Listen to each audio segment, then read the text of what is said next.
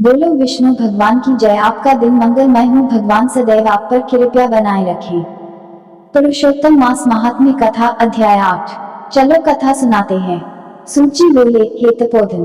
विष्णु और श्री कृष्ण के संवाद को सुन संतुष्ट मन नारद नारायण से पुनः प्रश्न करने लगे। नारद जी बोले, हे प्रभु, जब विष्णु वैकुंठ चले गए तब फिर क्या हुआ, कहिए। आदिपुरुष कृष्ण और हरिसुत का जो संवाद है वह सब प्राणियों को कल्याणकर है। इस प्रकार प्रश्न सुन फिर भगवान बद्री नारायण जगत को आनंद देने वाला बृहत आख्यान कहने लगे। श्री नारायण बोले, तदनंतर विष्णु बड़े प्रसन्न होकर वैकुंठ गए और वहां जाकर हे नारद, अधिमास को अपने पास ही बसा लिया। अधिमास वैकुंठ में वास पाकर अत्यंत प्रसन्न हुआ और 12 मासों का राजा होकर विष्णु के साथ रहने लगा। 12 मासों में मलमास को श्रेष्ठ बनाकर विष्णु मन से संतुष्ट हुए। हे मुने, अनंतर भक्तों के ऊपर कृपा करने वाले भगवान युधिष्ठिर और द्रौपदी की ओर देखते हुए कृपा करके अर्जुन से यह बोले। श्री कृष्ण बोले, हे राज शार्दूल, हमको मालूम होता है कि तपोवन में आकर आप लोगों ने दुखित होने के कारण पुरुषोत्तम मास का आदर नहीं किया।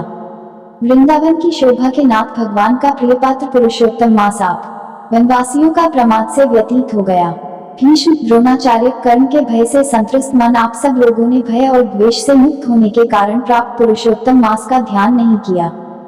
कृष्ण भगवान व्यासदेव से प्राप्त विद्या के आराधन में तत्पर रणवीर अर्जुन के इंद्रकील पर्वत पर चले जाने पर उसके वियोग से दुखित आप लोगों ने पुरुषोत्तम मास को नहीं जाना। अब यदि आप यह पूछें कि हम क्या करें, तो मैं यही कहूंगा कि भाग्य का अवलंबन करो। पुरुषों का जैसा अदृष्ट होता है वैसा ही सदा भासता है। भाग्य से उत्पन्न जो फल है वह अवश्य ही भोगना पड़ता है। सुख, दुख, भय, कुशलता इत्यादि भाग्यानुसार ही मनुष्यों को प्राप्त होते हैं। अतः अदृष्ट पर विश्वास रखने वाले आप लोगों को अदृष्ट पर निर्भर रहना चाहिए। अब इसके बाद आप लोगों के दुख का दूसरा कारण और बड़ा आश्चर्यजनक इतिहास के सहित कहते हैं। हे महाराज, हमारे मुख से कहा हुआ सुनो। श्री कृष्ण बोले, यह भाग्यशालिनी द्रौपदी पूर्व जन्म में बड़ी सुंदरी मेधावी ऋषि के घर में उत्पन्न हुई थी। समय व्यतीत होने पर जब 10 वर्ष की हुई तब क्रम से रूप और लावण्य से युक्त अति सुंदरी और आकर्षक नेत्र से शोभायमान हुई। चातुर्य गुण से युक्त यह अपने पिता की एकमात्र इकलौती कन्या थी। अतः चतुरा, गुणवती, सुंदरी यह पिता की बड़ी लाडली थी। मेधावी ने सदा लड़के की तरह इसे माना, कभी भी अनादर नहीं किया। यह भी साहित्य शास्त्र में पंडिता और नीति शास्त्र में भी प्रवीणा थी। इसकी माता इसकी छोटी अवस्था में ही मर गई थी। पिता ने ही प्रसन्नता पूर्वक पाला पोसा था।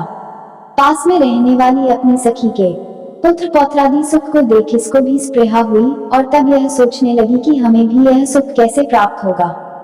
गुण और भाग्य का निधि, सुख देने वाला पति और सत्पुत्र कैसे होंगे। इस प्रकार मनोरथ विचारती हुई सोचने लगी कि पहले मेरा विवाह उपस्थित था परंतु भाग्य ने बिगाड़ दिया।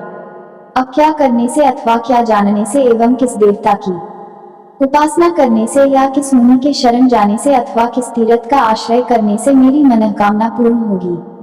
मेरा भाग्य कैसा सो गया कि कोई भी पति मुझको वरण नहीं करता है। पंडित भी मेरा पिता मेरे ही दुर्भाग्य से मूर्ख हो गया है। बड़ा आश्चर्य है। विवाह का समय उपस्थित होने पर भी मेरे समान वर को पिता ने नहीं दिया।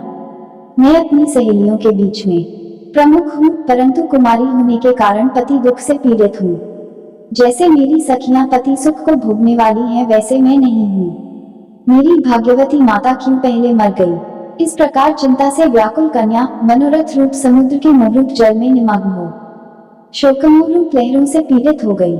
इसके पिता मेधावी ऋषि भी कन्यादान के लिए कन्या के समान वर ढूंढने के हेतु देश विदेश भ्रमण करने के लिए निकले परंतु कन्या के अनुरूप वर न मिलने से अपने मनोरथ में निराश हुए।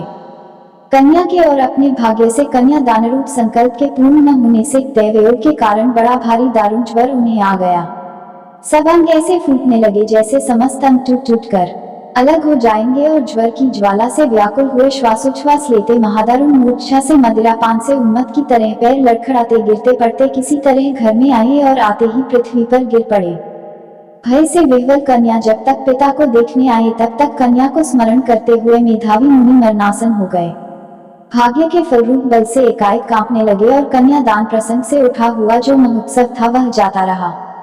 तदनंतर पहले किए हुए गृहस्थाश्रम धर्म के परिश्रम के प्रभाव से संसार वासना को त्याग कर भगवान में चित्त को लगाने लगे।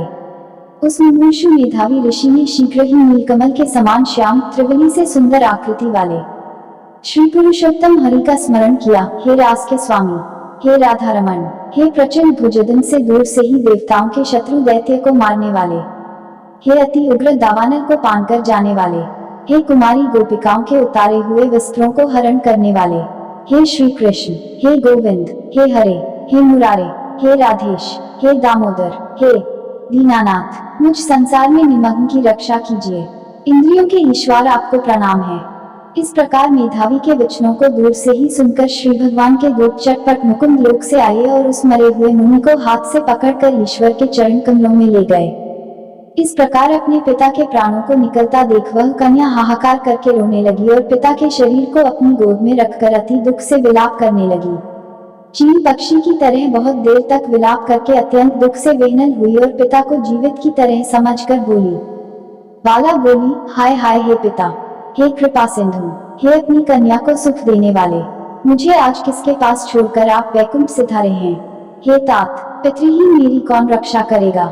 आज मेरे भाई बंधु माता आदि कोई भी नहीं है।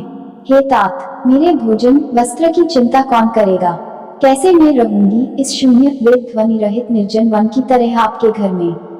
हे मुनि श्रेष्ठ, अब मैं मर जाऊंगी, ऐसे जीने में क्या रखा है। हे कन्या में प्रेम रखने वाले पिता, हे तात, विवाह विधि बिना किए ही आप कहाँ चले गए। हे तपोनिधे, अब यहाँ आइए और अमृत के समान मधुर भाषण कीजिए। क्यों आप चुप हो गए। हे तात, बहुत देर से आप सोए हुए हैं, अब जागिए। ऐसा कहकर आंसू बहाती हुई घड़ी घड़ी कन्या विलाप करने लगी और पिता के मरने से दुखित हुई आर्ता चील पक्षी की तरह मुक्तकंठ से रोने लगी।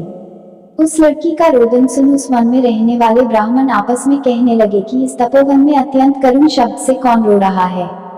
ऐसा कहकर सब तपस्वी चुप होकर यह मेधावी ऋषि की कन्या का शब्द है ऐसा निश्चय कर घबराए हुए हाहाकार करते मेधावी के घर में आए और वहां आकर सबने कन्या के गोद में मरे हुए मेधावी ऋषि को देखा और देखकर उस वन के रहने वाले सब मुनि भी रोने लगे।